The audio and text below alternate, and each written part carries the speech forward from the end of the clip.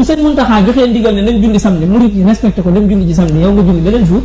su campagne jotaatee soo ma bëggee wax ne murid nga ma ne la hey du ma sa nof. mais moom gis nga ko ku nekk nag nga nekk lu la neex. gis nga ko mu discours ci jour samedi bi le premier ministre j'ai vu voilà. ay images yu yàgg na. est-ce que julliwul ñaari julli rek en Casamance. oui oui. waaw koo koy julli jour ba la wax de samedi la wax de mu discours fan. te buntu jullikaayam. voilà tal image bismillah. wala ci mbedd bi la demal. en tout cas daal vendredi man de Ameth Ndoye nag Ameth Ndoye nag ah man de Ameth Ndoye nag yenn yi nag man xawma feebar la yenn yi man xawma kurobët la xawma ndoxam siti la man Ameth Ndoye man day Ameth Ndoye noo mën a dëkk ak sa famille ak say mbokk ak seen waa koñ ci nii man moo ma jaaxal nit koo xam ne yow duul rek duul te duul yi daf ngay duul man moo ma jaaxal ci Ameth Ndoye astafurlah sax maa ngi Ameth Ana Ndoye Ana Ndoye day duul maanaam moom man de sa waay man de ñenn nit ki nu mu mën a duule nii di ko dëkk ak seen waa kër dëkk ak sa doom yow da nga koo bañ ba da ngaa am doom joo xam ne nii grand toll na ni yow presque say doom bu ñu taxawee toogee ci télé bi toog seetaan seen bàyyi di duul maanaam ñooñu nu leen affaire yi di def laa xamul ak sa jabar ji sa yaay sa baay sa nijaay sa umpaañ sa ndey sa baay sa nijaay sa umpaañ sa tante sa bàjjan na leen mën a toogee yow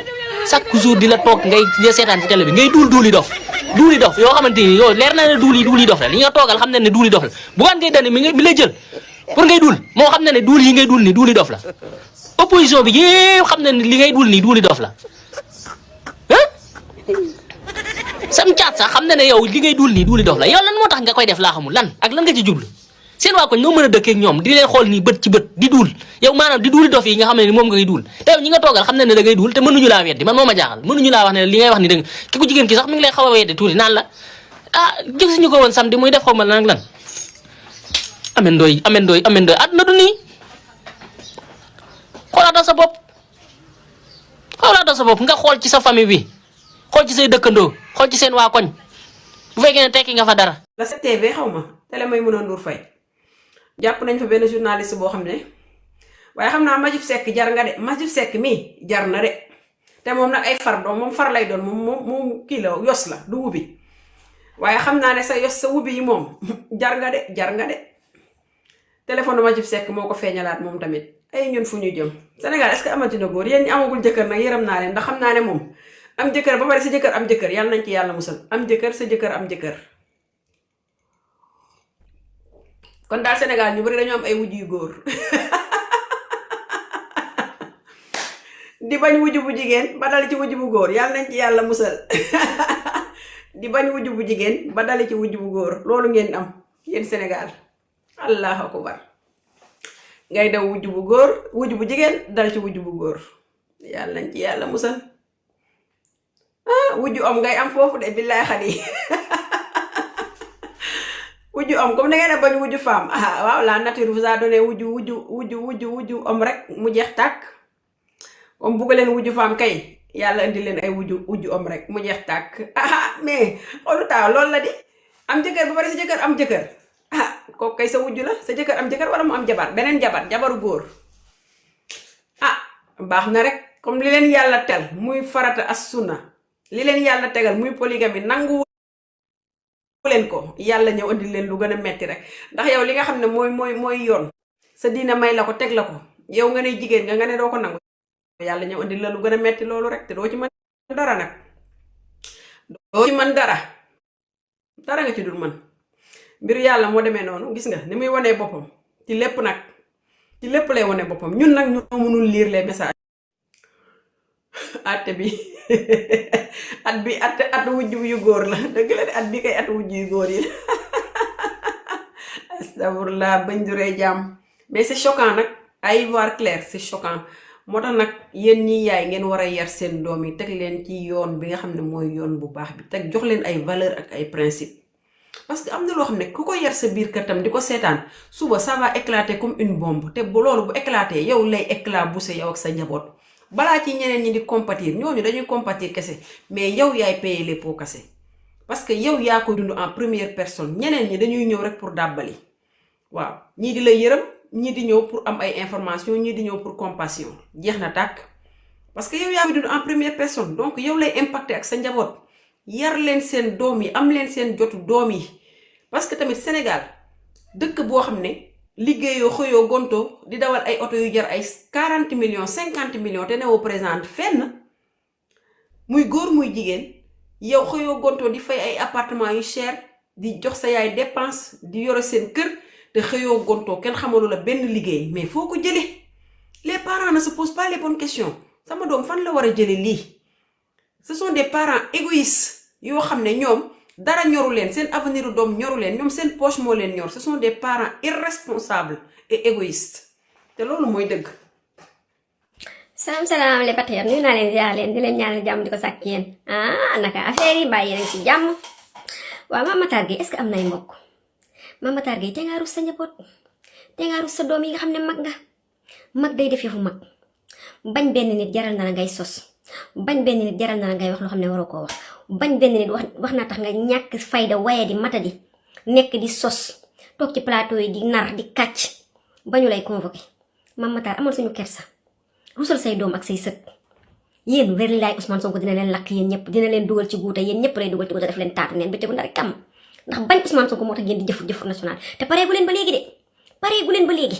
yow yaa toog nga ne aide à la presse 1 milliard génn na 700 millions génn na dañoo jox ñu leen neex presse bi leen di xalamal ñun ku ñu xam waa Pastef xam ne dañu jox benn presse ñun xalamal ñoo bañ ñoo xalamal la ñuy yemale parce que ñun bu doon xalamal rek duñu egsi ci nguur gi Mame Matar nekk nit nga way ngi rus sa njaboot nga am jom ci mag waya di nga mata di nga ñàkk nga fayda ñàkk nga jom ci mag demal nga toogi ndax yow buñu la tëjee ci kaso bi ngay dee yow déjà wéroo ngay kayang-kayang ñu roog mandikat yow wéroo amoo kattan amoo laf sa système immunitaire dëgërul yow fuñ la fekk yaa ngi sëqat ak ñandu nga war a dem toog sa kër uf sa njaboot nekk si jàmm ñu toggal la ay suppa ki yeel ngay lekk di naan nga mën a am kattan tuuti ñu lay defal ay yoo xam ne ay infusion yoo xam ne dina la dimbali nga am système immunitaire bu dëgër mais yow defuloo ko topp plateau yi magum jëmm di kàcc di nar li ngay wax dara du ci dëgg di sosal ay gor buñ la woowee nag na nga am preuve nga génne sa preuve teg waaye di nga mata di nga ñàkk nga fayda ci mag waaw beneen bi nag mooy député assemblée nationale yéen a wayadi Abdou Mbow yaa wayadi Thierno Alassane Sall yéen a manqué yéen ay concan yéen ay inculte ak ay ignorant yéen xamu leen sax loi de finance initiale ak loi de finance rectificative loo xam ne ñun ñi nga xam ne sax loolu du suñu domaine sax dañ koy jàng ndax ku sell ki moo taal xel yi ngeen taxaw ci pénc excusez-moi ngeen taxaw ci pénc mi sos ay sos yu rëy ay sos yu mag ay fen yu xeeñ xun ngeen fen ko naan waaw det caché yéen ngeen foog ne nguurug Ousmane Sonko gii nguurug Diomaye Faye gii ngeen foog ne det caché gouvernement bi nga xam ne Ousmane Sonko moo ko jiite nga xam ne jub jubal jubanti la woote même bu fekkee ne ka mu àndaloon woote jub jubal jubanti kooku dajaa génn ba set wicc def lu ko neex Ousmane Sonko mi ngi ci jub jubal jubanti waaw kooku mooy Seydina Ousmane bëggul dërëmu askan bi li ñëpp bokk na ci ñëpp jot loolu la doon xeex te loolu lay continuer mais yéen ay mag yu wayet yu ñàkk fayda ngeen doon ay député assemblée nationale pare taxaw di fen ci penc mi naan ay det caché amatu leen argument ndeysaan dama leen a yërëm yéen plus que résiduel vous êtes une opposition vraiment indigne yéen vous ne faites pas le poids devant le Pastef musu leen a faire le poids devant le Pastef et vous ne ferez jamais le poids devant le Pastef yéen a ñàkk fayda en tant que député de l'assemblée nationale askan bi wóolu leen fal leen nekku leen fi lu dul bëgg a suul askan bi ak lëndëmal askan bi waaye dafa fekk ne nag da ngeen fay fekk ay patriotes yu am jom da ngeen fay fekk ay patriotes yu xam li ñuy def te maîtriser ko da ngeen fay fekk ay patriotes yu bëgg Sénégal ay patriotes yoo xam ne don de soi pour la patrie la ñuy def ñoo xam ne dañuy dem gëstu ñëw génne leen dëgg ne leen ko bàcc si penc mi yéen a ñàkk jom yéen a wayadi yéen ana seeni doom ana seeni ndey ak seeni baay ana seeni jabar man bu ma amoon jabar bu taxaw jëkkër bu taxaw ci penc mi di def lii loolu lay mujjee def ci àddunaam wayadil boppam ba pare wayadil maman wayadil njabootam ay doomam mu wayadil leen wayadil ay wayjuram yéen loolu ngeen di def parce que amu leen dignité waaye bu ngeen amoon ay wayjur yu am dignité bu ngeen amoon ay doom ak ay soxna yu am dignité dinañ leen rappeler à l'ordre foog naa parce que ñu mata di ngeen matu leen kilifa ñàkk mat kilifa moo tax ngeen taxaw ci penc mi di fen seen ay moroomu doom taxaw di leen ko bis bu ne di leen ko sànni seen kanam te mënu leen ci dara waaye di ngeen mata di ngeen ñàkk ngeen jom ngeen opposition bi waaye di ngeen mata di ngeen ñàkk ngeen jom bañ benn nit jaral na leen lii ngeen ba mu jaral leen ngeen toog di fen waaye askan bi nag dañoo yeewu yéen xam ngeen vous êtes en retard nag sur beaucoup de choses parce que xamu leen lu xew Sénégal askan bi yeewu la Sénégalais yi kenn dootu leen a diri di leen jëmale fu leen neex déedéet Sénégalais yi dañoo am fu la ku leen jox xaalis ñu lekk ku leen jox tissu ñu jël fompe seen ay dàll ki seen i bool duñ ko sax soloti si ku leen jox t-shirt ñu jël ko fompe ko seen ay ndab ba pare ñëw toog nag taxaw di xaar bokk Pastef waaw loolu mooy patriotisme bala maa dee ngeen di wër di kàcc di fen di jaxase di ruube foog ne askan bi dañuy toog di leen xaar askan bi dépassé nañ leen bu yàgg yéen vous êtes en retard et votre réveil est déjà brutal parce que le rêve nag il est toujours permis de rêver leen bu baax a baax nag parce que ñun dañuy liggéey taluñu wax dañu liggéey te lu ñu wax ndegam yéen député yi nekk assemblée nationale yéen a xamul loi de finance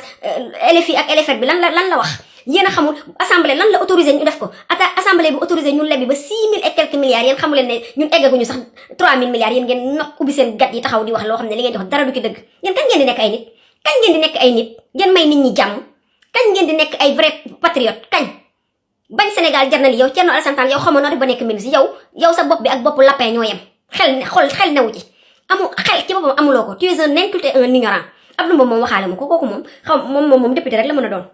waaw kooku moom dafa amul sax capacité nekk député parce que koo xam ne Mbow rek nga nekk assemblée nationale Abdou Mbow te ngaa yem bala ñuy damm sa tànk yi lemal bala ñuy damm say laaf parce que yow matoo mbuus te mënoo yàq mbuus waye di ngeen mata di ngeen yéen dañ leen a waye di loo pendant 12 ans ngeen nekk fi 12 ans de médiocrité jaxase Sénégal rëbëje Sénégal sàcc alalu Sénégal tas réew mi prostitution ngeen indi ko fi góor jigéen ngeen gën koo yokk promotion canapé ngeen indi ko ci réew mi yéen lépp lu bon ci réew mi yéen ko fi def yéen gis nga seen mbon gi ngeen defoon ci réew mi pendant 12 ans loolu la Sénégalais yi di fay actuellement nii lépp lu bon tey lu ñu yàlla di teg di ñu ko mbugal lu bon fi Macky Sall indi ci biir réew mi la Macky Sall magie noire bu ne dugal na ko ci réew mi magie noire bu nekk dugal na ko ci réew mi suul nañ fi ay bëyeki xaraki nag yoo xam ne dañuy dund ñu suul leen jël ngeen seen saafara dem sotti ko ca Lac de Guiers ba foog ne da ngeen mën a Sénégal yi dara yàlla ne leen yéen pare ngeen ci nguur gi yéen lu bon li ngeen def Sénégal moo fi des ba léegi nag raxasaguñ ko raxas bi setagul yéen lu bon ak seen machine yi ngeen doon def loolu la yàlla jëppee Sénégalais yi ba di leen teg ay mbugal tous les jours yéen même tali yi ngeen daan defar sax da ngeen goudron bi da ngeen daan jox ay gàllaaj ñu koy suul ci tali yi nit ñi di accidenté di dee te loolu moo continué ba léegi Macky Sall yal na la suñu àq topp yal na la suñu àq dal yow ak ñi nga àndaloon yal na la suñu àq dal yéen ñi nga xam ne tey Sénégal guutu gu mu dugg yéen a ko ci dugal président yi fi jàll baaxuñu ci Sénégal de parce que ku ci nekk sa bopp nga doon xënte ak sa njaboot waaye Macky Sall yaay yées ci président yi jaar Sénégal yow yaa ci yées yow ak sa njaboot moo tax àq bi ngeen amee Sénégal yal na la ko yàlla delloo ci yow ak sa njaboot parce que li ngeen def nii lu bon li ngeen doon def moom la ñuy dund ba léegi nii moom la Sénégalais di dund lu bon li ngeen def Sénégal moom la Sénégalais di dund ba léegi séquelles yi moo fi nekk nii dara dañagu ci séquelles yi moo fi nekk nii yéen Sénégal mosu leen a ñor seen poche dong moo leen mës a ñor moo tax nag may wax ñu naan waaw Macky Sall dina ñëwaat may wax nag dof boobu nga xam ne Major Kandji nga xam ne mandi kat bu bon boobu nga xam ne doo xippi dafa mandi addunaam yépp da koo mandi yow Major Kandji yow doo référence munoo doo référence yow sàcc nga fenkat nga tappalekat nga yow nga xam ne yow tu étais partout dans la prostitution dans la drogue partout yaa ngi fa woon yow yaay génne yow naan ni waaw li ma mën a xam daal mooy nguur gi fin mars day jeex dama ne fin mars une semaine moo ci des jeexalal nguur gi laa lay laaj yow Major Kandji yow da ngay référence yow la nga fa defe nga ne weng yow xam nga ne bu ñu amoon autorité bu amoon ci Sénégal gi yaa ngi ca kaso ba tëddi autorité bu amoon Sénégal yaa nga ca ndayu kaso ba tëdd ndax yow ku la gën a yées amul ci homme de tenue yow nga xam ne lu bon lu ne def nga fi yow gis nga yéen bu leen taxaw wax nit ñi laa wax bu leen taxaw wax nit ñi parce que li ñu yor ci yéen moo bari yéen li ngeen def Sénégalais yi moo bari yow da nga foogoon ne yow pouvoir Macky Sall du mës a jeex ngay torturer ay jigéen di torturer ay xale lu nekk nga def ko yow biir Sénégal yow Major Kandji da ngaa foogoon ne nguur Macky Sall du moo tax nga waye di mate di topp plateau yi mandikat boo xam ne nag dafa nekk en manque mooy yow ngay topp plateau yi di mel ne kuy nelaw di somnolé mayal ndayu jàmm nit ñi dangaa tux ba futi dangaa naan ba futi yow dootoo nit te doo référence Sénégal kon mënoo may nit ñi jàmm yéen Sénégalais yi dañoo yeewu kenn dootu leen baara yéegoo ci boppam ci nguur Macky Sall ba mu jeexee la baara yéegoo jeex Sénégal xanaa de du ngeen xool bu ngeen doon xool di ngeen xam ne Sénégalais dañ leen a raw romb nañ leen 100 000 à l'heure di dem seen yoon te mënatu leen ci dara mënatu leen rattrapé moo tax seen menace à double yooyu denc leen ko waaw nguur gi fin mars mu jeex nguur gi fin 2026 mu jeex nguur gi dama ne bu ngeen dee yàlla taw leen ay xeer bu ngeen ci mënoon dara duñu egsi ci nguur gi bu ngeen amoon ay pouvoir duñu egsi ci nguur gi xamu leen dara yàlla da leen a jëppi faxas leen ngeen jàll ca xaj yàlla da leen a jëpp ba faxas leen ngeen jàll ca xaj ka ngeen doon tax ngeen di rey seen bopp ma nga ne daw toog Maroc ñemeetu la teg tànkam biir Sénégal 2 ans Macky Sall tegul tànkam biir Sénégal 2 ans tegul tànkam biir Sénégal na ñëw lu muy daw comme nee na il n'a rien à se reprocher waaye mu naan secrétaire général ONU xanaa danga koy dégg de waaye doo ko mës a doon yow ONU moom dalay xeeñ rek waaye doo ko mës a doon ma ne nga sawi te tëri yow pare nga ci dangaa pare sax ci Sénégal yow chef de quartier sax dootoo ko doon Sénégal kon demal nga tëri ku mënta régler Sénégal di nga régler ONU ma naan waaw dafa war a am ay articles yu mu war a changer l'administration de l'ONU yéen a waye yéen a matadi ak seen Cheikh Yérim